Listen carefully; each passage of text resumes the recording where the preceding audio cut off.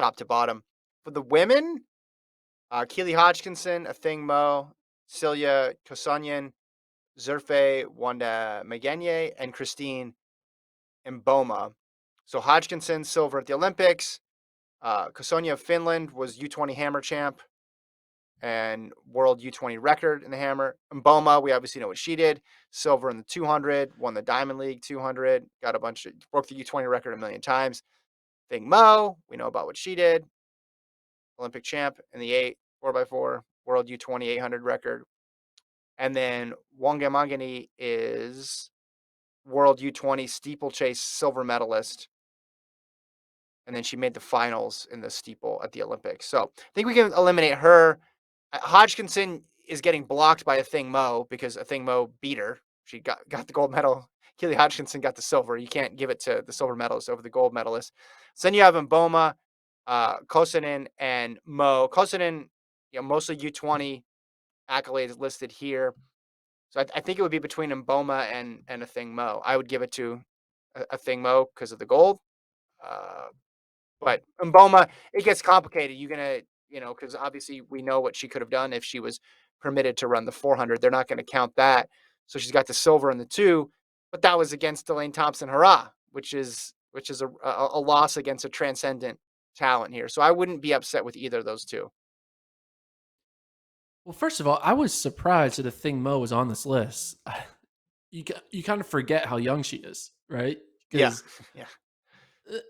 obviously we've seen her like through their high school days, but we kind of forget that she was just a freshman in college and she's already now Olympic champ in the 800. So that was my first reaction. It's like, oh wait, yeah, I guess she does count. Like, because I look at like someone like Arian Knighton as like a kid, but I don't look at Athing Mu as a kid. I look at her as like already an established vet, which is kind of wild because basically it took 8 months for that to happen.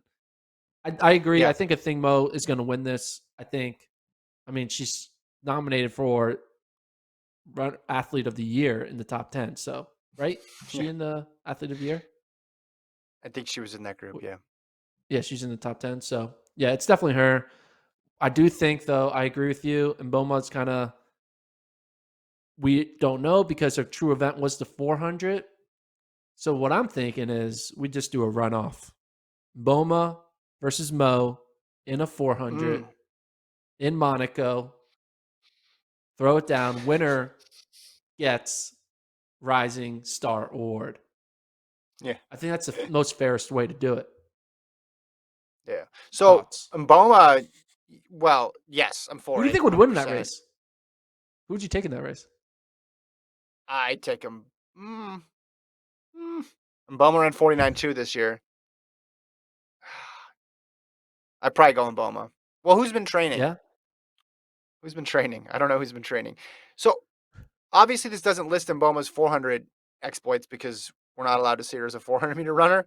But yeah, we forget she broke that U20 record as well too. I guess they're not going to consider that. So if they're not going to consider the 400-meter exploits and they're only looking at things in the 200 and 100 range, then I think Mo is going to get it. But if you look at her body of work, smashing the 2 and 4 records and then getting silver in Tokyo, and I'm guessing if she had run the 400, if she was allowed to run the 400 in Tokyo, no worse than silver, I would have said, based on how she was running this year. But that is not going to be what the committee or the voters consider based on what they have listed here. So I think it's going to be Athing Mu because they're going to go with the gold medalist. And it's not a bad Not a pick. bad pick. Not a bad. Yeah. So I think Americans are going to sweep the Rising Star Awards, Gordon. I think we're going to get an Arian Knight and Athing Mu double. Love it. As a fellow American. USA all the way. There you go.